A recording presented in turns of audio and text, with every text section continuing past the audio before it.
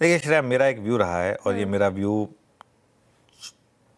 I think जब हम 24,800 पर थे या उससे भी थोड़ा ऊपर से थे, जब से वॉर शुरू हुई है तब से रहा है। मेरा व्यू ये रहा है कि ये मार्केट बहुत वीक है और ये मार्केट 22,000 तक जा रही है। अब मार्केट आपको ऐसे नहीं होगा कि आप जिस दिन ब्रेकडाउन आ गया उसी दिन चेस करें तो मार्केट आपको रिटर्न देगा। जो 3 दिन की रैली थी वो उसमें कितने लोग उछल रहे थे, लेकिन हुआ क्या इवेंचुअली वही वापस आ गए उस लेवल पे। वो रैली फेल हो गई। मुझे इस रैली पे बिल्कुल भी कॉन्फिडेंस नहीं है, हल्का सा भी कॉन्फिडेंस नहीं है। मेरा यह मानना है कि इस रैली में अपने थोड़ा सा फंसे हुए पोजीशन से बाहर हुई है, थोड़ा सा लाइट रही। अब पोजिशनल ट्रेड की बात हो रही है, यहाँ पे ध्यान रखिएगा। ये पहले 2 रैली फेल हो चुकी हैं और ऐसे में बहुत ज़्यादा अग्रेसिव ना हो। ट्रेड करना भी अगर आपको लॉन्ग साइड पर तो स्टॉप लॉस के साथ करें, ऑप्शंस के थ्रू करें। ओवरनाइट तो बिल्कुल ना कैरी करें, क्योंकि वीकेंड पे क्या हो जाए आई थिंक हम में से कोई नहीं जानता कि इस वीकेंड पे क्या हो सकता है। वैसे भी पिछले कुछ सोमवार हमारे लिए मुश्किल भरे रहे हैं। इवन ये मंडे भी, अगर वैसे आपको कैंडल में दिखाई देगा कि हम ऊपर थे 23,400 पर गए थे, लेकिन इंट्राडे में हम बहुत गंदा गिरे भी थे। उसके बाद रिकवरी आई थी, वो अलग बात है, ठीक है। और उसके बाद मंडे वैसे अच्छा हो गया, ट्यूसडे वेंसडे, फिर थर्सडे को हमने कल बड़ी डिक्लाइन देखी। और पिछले कुछ सोमवार जैसे मैंने कहा कि हमारे लिए काफ़ी टफ रहे हैं। और ऐसे में पोजीशन मत कैरी करें। क्यों? क्योंकि अभी भी अगर आप देखें, अब खबरें आ रही हैं कि अब नवरोज़ पे जो ईरान के अब जो लीडर हैं, जो अब तक पब्लिकली दिखे नहीं हैं, नवरोज़ एक बहुत बड़ा फेस्टिवल होता है कम्युनिटी के लिए, क्या वो एड्रेस करेंगे देश को? आई थिंक ये एक बड़ा सवाल है। अब आज तो ब्रेंट स्टेबल है, वीकेंड पे लकीली ब्रेंट नहीं ट्रेड करता है। ब्रेंट मतलब क्रूड जो है वो आज शाम को बंद हो जाएगा, फिर मंडे को ही खुलेगा। तो सैटरडे संडे को यहाँ पे ट्रेडिंग नहीं होती है, लेकिन एक कम से कम एक होप है, स्टेबिलिटी है। लेकिन दिक्कत क्या है ना, एक और ब्लास्ट हुआ ये वापस 120 हो जाएगा और ये एक यहाँ पर एक रिस्क रहेगा। जहाँ तक बात है निफ्टी और बैंक निफ्टी की, मैं बहुत ज़्यादा लेवल स्पेसिफिक नहीं हूँगा। मैं आपको निफ्टी का कंट्रीब्यूशन दिखाना चाहूँगा, लेकिन एक बार निफ्टी का कंट्रीब्यूशन देखिए। और आज लेकर आइए जरा निफ्टी कंट्रीब्यूशन। आज एक बहुत बड़ा फैक्टर जो हमारे फेवर में है ना, वो है रिलायंस का। आज रिलायंस ने जिस तरीके की रैली दिखाई है, करीब करीब 3% का बड़ा मूव रिलायंस में। एक बार इंटरडे रिलायंस में रख दीजिएगा, कंट्रीब्यूशन रहने दीजिएगा। तो रिलायंस का एक बहुत बड़ा फैक्टर है यहाँ पर, करीब करीब 3% की रैली के साथ। तो थोड़ा सा वहाँ से सपोर्ट आ गया।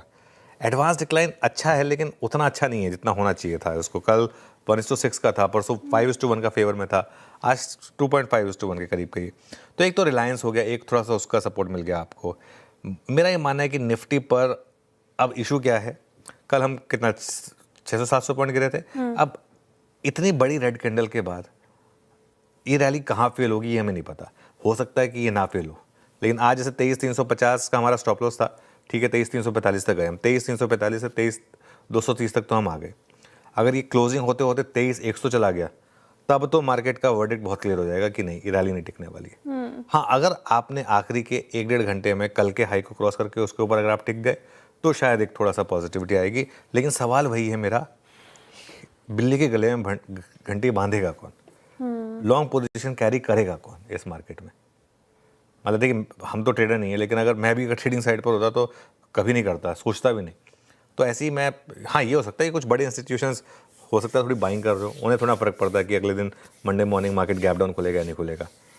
तो लेट्स सी। बैंक निफ्टी की जहाँ तक बात है ना, आज बैंक निफ्टी में एक बहुत ही क्रूशल लेवल था, उसके ऊपर इसने टिकने की कोशिश की लेकिन नहीं टिक पाया। आज सुबह हमारी अप्रोच ये थी कि 53, अगर रैली फेल होगी तो 53,800 से 54,200 के बीच में फेल होगी रैली। 53,800, 54,200 इस जोन में फेल होगी। उसके कहीं ऊपर गए हम, 54,382 तक गए, लेकिन वहाँ से स्लिप हुए। और एक बार आप HDFC बैंक वापस देखिए, HDFC बैंक वापस नीचे आया है। तो थोड़ा सा ये हल्का सा वीकनेस वाला पार्ट मुझे लगा। इंडियन मार्केट में जिस प्रकार के हालात फ़िलहाल देखने को मिल रहे हैं, उससे तो साफ साफ साबित हो रहा है कि अभी भी इंडियन मार्केट में डाउनसाइड की तरफ जगह बनी हुई है। जब आज बाज़ार ओपन हुआ तो लोगों को भरोसा नहीं था कि इतना बड़ा गैप अप देखने को मिलेगा। बाज़ार गैप अप होने के बाद सीधा 23,350 330 के लगभग जाता हुआ नज़र आया। ये वही रेंज है जहाँ से कल बाज़ार फिर से घूमता हुआ नज़र आया था।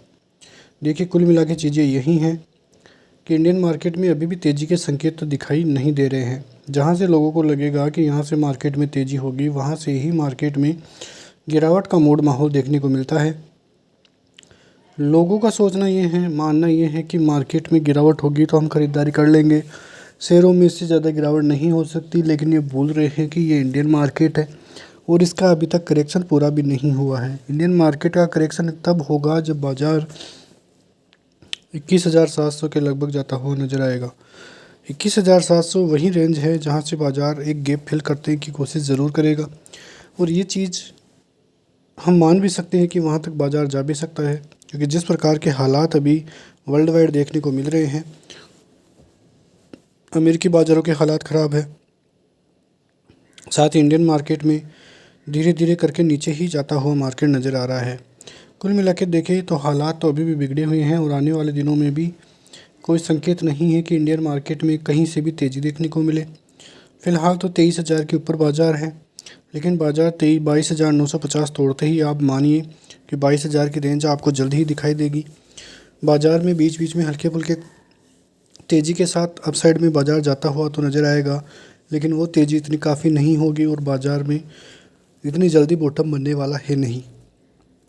क्योंकि आप देखिए कि करीब 1-1.5 साल एफआईआईज़ की सेलिंग ही इंडियन मार्केट में दिखाई दी है। इंडियन मार्केट ऊपर गया है केवल डीआईआईज़ की बदौलत, और जब तक एफआईआईज़ की बाइंग इंडियन मार्केट में नहीं आएगी तब तक कोई बड़ी रैली की संभावना इंडियन मार्केट से आप नहीं लगा सकते हैं। इंडियन मार्केट एक दोधारी का तलवार है, जहाँ पे रिटेल निवेशकों का पैसा बनना नामुमकिन है।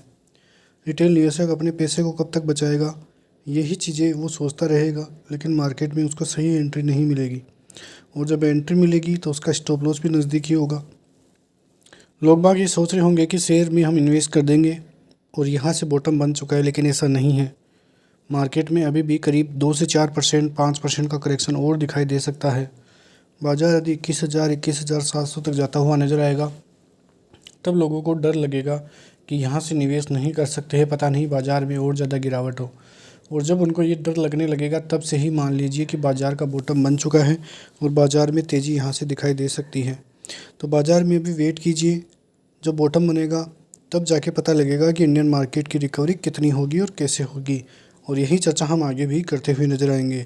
फ़िलहाल इंडियन मार्केट का सपोर्ट जोन 22,950 है। 22,950 टूटते ही इंडियन मार्केट में और बड़ी गिरावट के संकेत आपको दिखाई दे सकते हैं। मिलते हैं नेक्स्ट वीडियो में, तब तक के लिए जय हिंद।